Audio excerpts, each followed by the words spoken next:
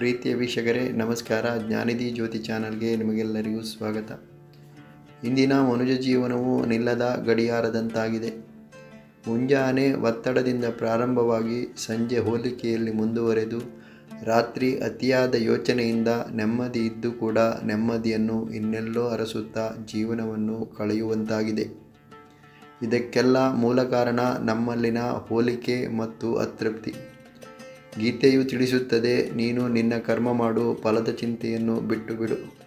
ನಿನ್ನ ಕರ್ಮದ ಮೇಲೆ ಮಾತ್ರ ನಿನ್ನ ನಿಯಂತ್ರಣವಿದೆ, ಫಲದ ಮೇಲೆ ನಿನ್ನ ನಿಯಂತ್ರಣವಿಲ್ಲ. ಹಾಗಾಗಿ ನಿನ್ನ ಕರ್ಮವನ್ನು ನೀನು ಶ್ರದ್ಧೆಯಿಂದ ಮಾಡು. ನೀನು ನಿನ್ನ ಕೆಲಸದಲ್ಲಿ ಸತ್ಯನಿಷ್ಠನಾಗಿ ಮನಸ್ಸನ್ನು ಶಾಂತವಾಗಿಟ್ಟುಕೊಂಡು ಮುನ್ನಡೆದಾಗ ನಿನ್ನ ಜೀವನವೇ ಬದಲಾಗುತ್ತದೆ. ಇಂದು ಜೀವನವನ್ನು ರಿಸಲ್ಟ್ ಪ್ರೆಷರ್, ಕಂಪ್ಯಾರಿಸನ್ ಮತ್ತು ಅನಾಕ್ಸೈಟಿಯಲ್ಲಿ ಬದುಕುತ್ತಿದ್ದೇವೆ. ಮನಸ್ಸನ್ನು ನಿಯಂತ್ರಿಸು, ಇಲ್ಲವಾದಲ್ಲಿ ಮನಸ್ಸು ನಿನ್ನನ್ನು ನಿಯಂತ್ರಿಸುತ್ತದೆ.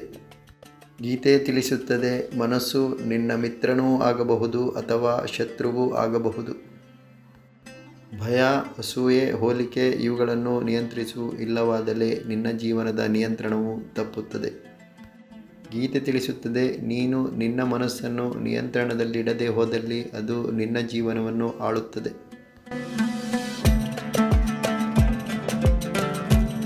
ಸಮಸ್ಯೆಗಳನ್ನು ಧೈರ್ಯವಾಗಿ ಎದುರಿಸು, ಅದಕ್ಕೆ ಅಂಜಿ ಓಡಿ ಹೋಗಬೇಡ. ಅರ್ಜುನನು ಯುದ್ಧದಿಂದ ತಪ್ಪಿಸಿಕೊಳ್ಳಲು ಬಯಸಿದ, ಅದಕ್ಕೆ ಶ್ರೀಕೃಷ್ಣನು ಪಲಾಯನವು ಯಾವುದೇ ಸಮಸ್ಯೆಗೆ ಪರಿಹಾರವಲ್ಲ ಎಂದು ತಿಳಿಸಿದ. ಜೀವನದಲ್ಲಿ ಸಮಸ್ಯೆಗಳು ಎದುರಾದಾಗ ಅದರಿಂದ ಜಾರಿಕೊಳ್ಳುವುದು, ಸಂಬಂಧಗಳಲ್ಲಿ ಸಮಸ್ಯೆಗಳು ಎದುರಾದಾಗ ಹತಾಶರಾಗುವುದು ಅದಕ್ಕೆ ಪರಿಹಾರವಲ್ಲ. ಸಮಸ್ಯೆಯನ್ನು ಎದುರಿಸಿ ಮುನ್ನಡೆದಾಗ ಅದು ಜೀವನದ ಬೆಳವಣಿಗೆಗೆ ಕಾರಣವಾಗುವುದು. ಸಮತೋಲನವೇ ನಿಜವಾದ ಯಶಸ್ಸು.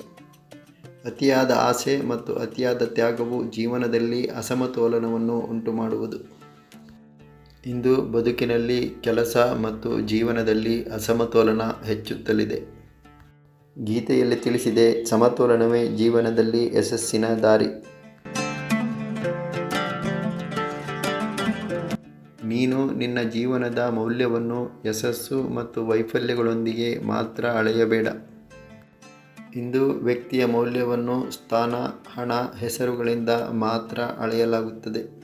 ಗೀತೆಯು ತಿಳಿಸುತ್ತದೆ, ನಿನ್ನ ಪ್ರಯತ್ನವೇ ನಿನ್ನ ಮೌಲ್ಯದ ದಾರಿ. ಹಾಗಾಗಿ ಇವುಗಳಿಂದ ನಿನ್ನ ಮೌಲ್ಯವನ್ನು ಅಳೆಯಬೇಡ.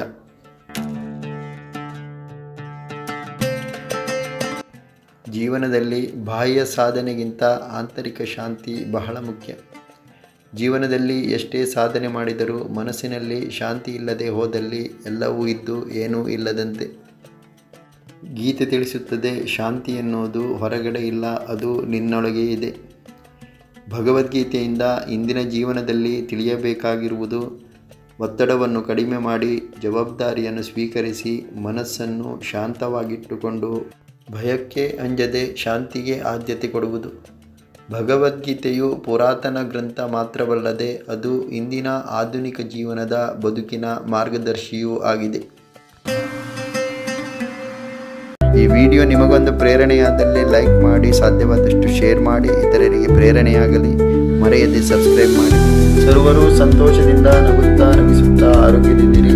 ಸರ್ವರಿಗೂ ಶುಭವಾಗಲಿ. ಜೈ ಹಿಂದ್.